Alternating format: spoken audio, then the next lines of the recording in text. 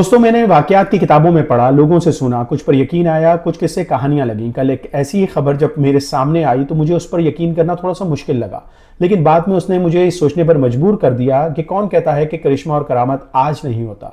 अगर आप में ईमान है, तवक्ल है, अल्लाह पर कामिल यकीन है, तो अल्लाह अपनी कुदरत से आपको ही नहीं सारी दुनिया को अपनी कुदरत की निशानियां दिखाता है. ऐसे ही कुछ कल एक आम मगर बाईमान शख्स आमिर अल महदी मंसूर अल कज़्ज़ाफ़ी के साथ पेश आया, जो कल तक गैर मारूफ था, लेकिन आज वो लाखों करोड़ों मुसलमानों के दिलों को उसने झंझोड़ कर रख दिया है.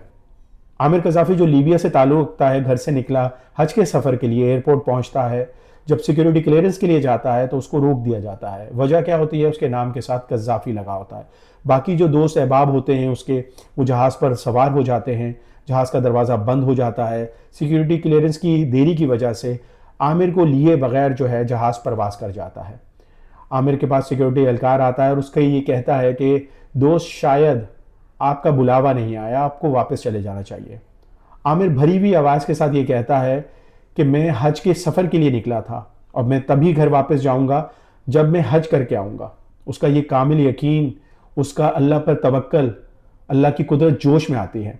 जहाज़ कुछ देर प्रवास करता है और वापस फ़नी ख़राबी की वजह से एयरपोर्ट आ जाता है. अमला जब ये देखता है तो भागता है और आमिर को सवार करने के लिए दरख्वास्त करता है पायलट से, और पायलट रद्द कर देता है. जहाज़ दूसरी बार फिर प्रवास करता है और थोड़ी देर बाद फिर फ़नी ख़राबी की वजह से एयरपोर्ट पर आ जाता है. अमला फिर भागता है. एक बार फिर पायलट से दरख्वास्त की जाती है कि आमिर को अपने साथ हज के सफ़र पर ले जाए.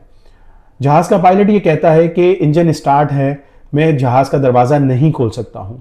जहाज़ को सिक्योरिटी क्लियरेंस मिलती है, फ़नी ख़राबी दूर की जाती है.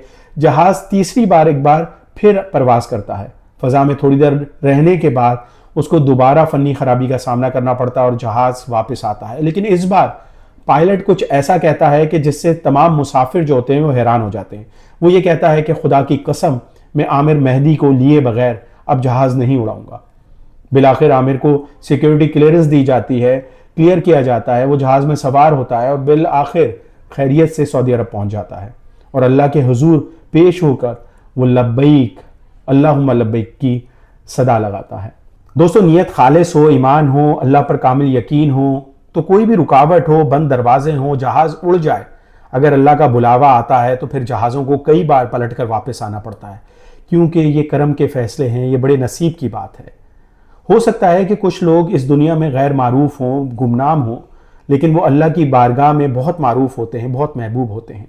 इसी दुआ के साथ कि हर मुसलमान को अल्लाह के बारगाह में हाज़री का शर्फ नसीब हो और हम सब मुसलमान अल्लाह के हुजूर पेश होकर ये कह सकें कि लब्बैक अल्लाहुम्मा लब्बैक.